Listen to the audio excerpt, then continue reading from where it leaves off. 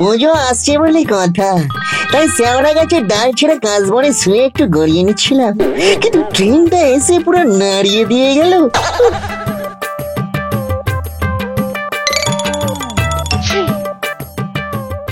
এই কেসটা কেমন হলো? কানের ফুটে সুশ্রুড়ি দিলাম, নাকের ফুটো রিপ্লাই দিল কেন?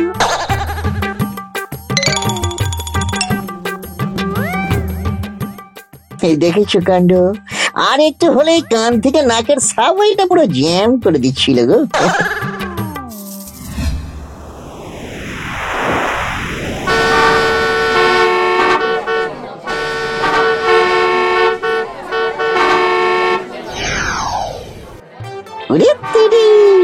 এখানেও জ্যাম। নিচে নেমে দেখতে হচ্ছে তো কেসটা কি। ও দাদা, এটা কিসের চাঁদা? এটা আমরা সবাই ক্লাবের দুর্গাপূজার চাঁদা। তা তুমি কোন ক্লাবের সদস্য? আমার ক্লাব? আমার তো কোনো ক্লাব নেই। মানে মনে পড়েছে, শ্যাওড়াতলা ঘাড় মোটকে সংঘ। এরকম কোন ক্লাবের নাম তো আগে শুনিনি। সে খুব বাজে ক্লাব গো, ওখানে সবাই শুধু ঘাড় মটকানোর তালে থাকে। আমাকে তোমাদের দলে নেবে? কেন নেব না, চলে এসো আমাদের সঙ্গে। সামনে পুজো, অনেক দায়িত্ব নিতে হবে কিন্তু। যাক, ভূতেদের কমিটি থেকে বেরিয়ে একবার যখন মানুষের ক্লাবে নাম লিখিয়ে নিয়েছি, তখন আর কোনো চিন্তাই নেই। অভাগা ভূত সমাজ আমার ট্যালেন্টটা বুঝলো না গো।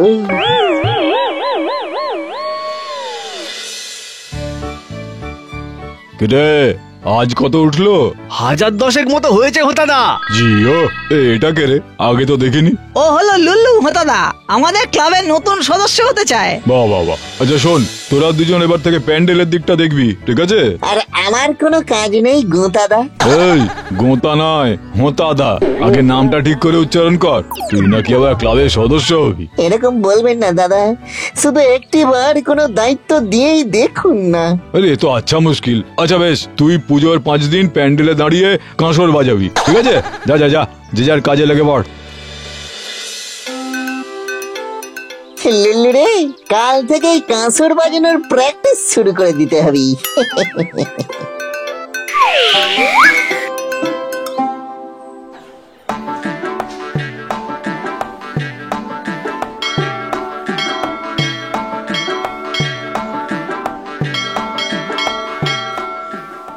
বেছে বেছে একবারে হাই কোয়ালিটির কাঁসরটাই কিনেছি। উফ, কানে করে ঝাঁকানাকা হয়ে যাচ্ছে। দেখো কেমন কাঁসর বাজানো প্র্যাকটিস করছি।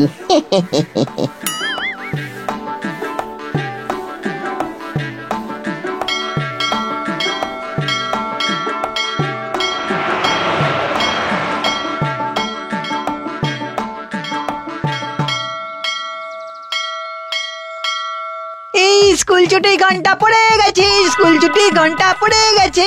কি মজা, কি মজা, আজ থেকে পুজোর ছুটি শুরু। কি মজা, কি মজা, স্কুল ছুটি, স্কুল ছুটি। আরে আরে আরে, কোথায় যাচ্ছ তোমরা? এখনো তো ছুটি হয়নি।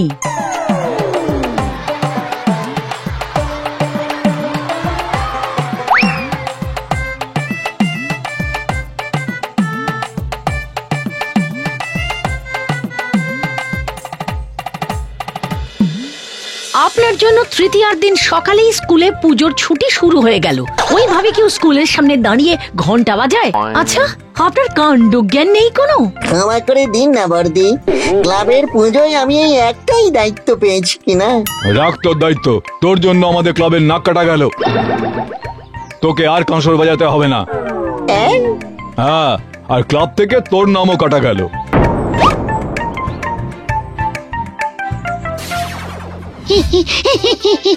ভূত হয়ে পুজো করতে গেছে। বেশ হয়েছে, বেশ হয়েছে। শুধু ক্লাবের নয়, ক্লাবের নয়, তুই ভূত সমাজের নাকও কাটা নিলুল্লু। পুজো মানে তো আনন্দ, আমি একটু আনন্দ করতেই তো গেছিলাম। অনেক হয়েছে আনন্দ, এবারে সব বন্ধ। তোকে আর মানুষের ক্লাবে ঢুকতে দেবে না লুল্লু। এদিকে ভূত সমাজেরও বদনাম হয়েছে, তাই আমরা তোকে ভূত সমাজ থেকেও বহিষ্কার করলাম। আজ থেকে তো তাহলে আমি লুল্লুর গাছের ডালে থাকতে পারবো। কি আনন্দ, কি আনন্দ, কি আনন্দ!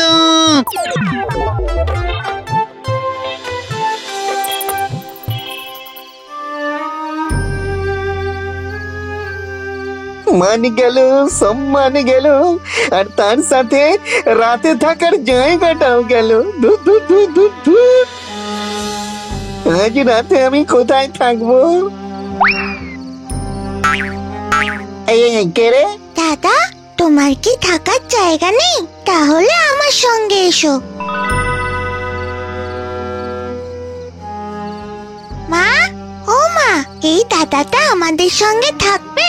ওরও না থাকার কোনো জায়গা নেই। কে বলেছে থাকার জায়গা নেই? এত বড় পৃথিবী আছে, মাথার উপরে আকাশ আছে। এসো ভাই, এসো এসো। দাদা, ও দাদা, এইখানেই শুয়ে পড়ো, দেখো অনেক জায়গা আছে।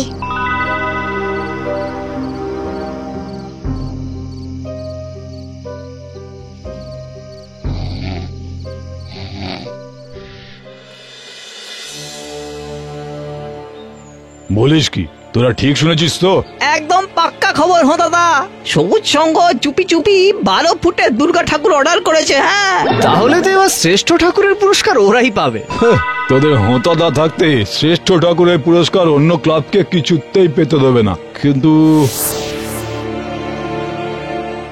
ওই দেখো, লুল্লু যাচ্ছে, আর ছেলেটাকে আবার দলে টেনে নাও দাদা। আরে আমাদের তো এখন লোকবল দরকার। হ্যাঁ হো দাদা, ছেলেটা কিন্তু কাজের ছেলে। লুল্লু, এদিকে শোন। তোকে একটা সুযোগ দিতে পারি ক্লাবে ঢোকার। কালকের মধ্যে আমাদের একটা 15 ফুট দুর্গা ঠাকুর চাই। রাতারাতি ম্যানেজ করতে পারবি? এসব তো আমার কাছে নস্যি। এই তো সেবার রাতারাতি জল তুলে সমুদ্রকে মাঠ বানিয়ে দিলাম। দাদুরটাকে রাতারাতি চুল গজিয়ে গড়ের মাঠকে সবুজ ময়দান বানিয়ে দিলাম। আমার সব কাজকর্ম ইন্টারনেটে ঢুকলেই দেখতে পাবে। শুধু সার্চ করতে হবে লুল্লু ভূতের গল্প। ভূত? না মানে ভূত ভবিষ্যৎ বর্তমান। মাকড়সা থেকে অক্টোপাস ম্যান, কতজনের সঙ্গেই তো লড়াই করলাম। এত ডায়লগ বাজি করছিস যখন, তখন কিছু তো একটা ব্যাপার আছে তোর মধ্যে। আচ্ছা শোন, আমাদের বাজেট কিন্তু বেশি নয়। হ্যাঁ, এই নে 1 লক্ষ টাকা। এটা দিয়ে যে করেই হোক 15 ফুটের একটা দুর্গা ঠাকুর নিয়ে আসতে হবে। এবারে শ্রেষ্ঠ ঠাকুরের পুরস্কারটা আমাদের চাই চাই। আর কিছুক্ষণের মধ্যেই আমরা সবাই ক্লাবের প্রতিমা উদ্বোধন হবে। আপনারা দলে দলে চলে আসুন, দর্শন করুন আমাদের প্রতিমা। লুল্লু, তুই ঠাকুরের মুখ আমাদেরও দেখতে দিলি না কেন? তোকে ভরসা করে ঠিক করলাম তো। আর তো কিছুক্ষণ, তারপরে তো সবাই দেখবে। কোনো গন্ডগোল করিসনি তো? ঠাকুরের মূর্তি 15 ফুট মেপে নিয়েছিস তো?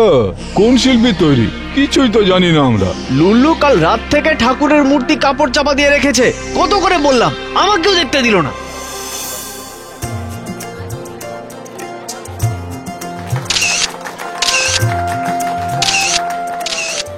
অপেক্ষার অবসান, এবার আমাদের প্রতিমা উদ্বোধন হতে চলেছে।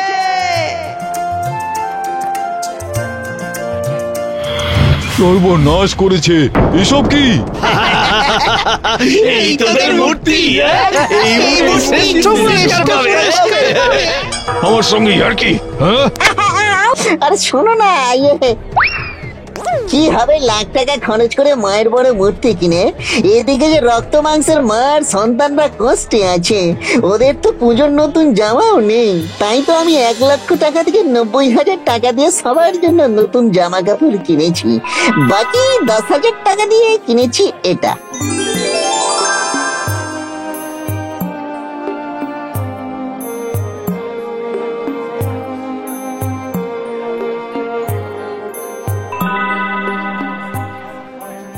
সাবাস লুল্লু ভাই, তুমি সবার চোখ খুলে দিলে। উচ্চতা নয়, মানসিকতাই বড় হওয়া চাই। তাই আমাদের বিচারে শ্রেষ্ঠ পুজো আর শ্রেষ্ঠ প্রতিমা এই দুই পুরস্কারই আমরা সবাই ক্লাবের প্রাপ্য। কি তাই তো? আমরা একমত। তাহলে আর শুভ কাজে দেরি কেন, চলে এসো সবাই।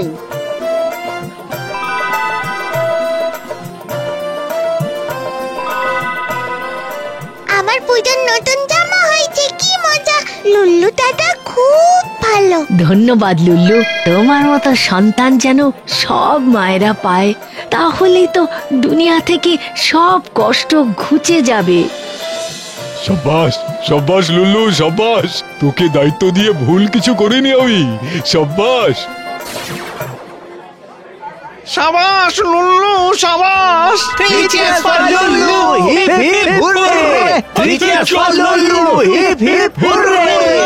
মায়ের 10টা হাত হোক বা 2টো হাত, মা সবসময় সন্তানকে আগলে রাখে। তাই সন্তান হয়ে মায়ের জন্য এইটুকু তো আমরা করতেই পারি। লুল্লুর তরফ থেকে সবাইকে শারদীয়ার প্রীতি, শুভেচ্ছা এবং অভিনন্দন। পুজো সবার ভালো কাটুক।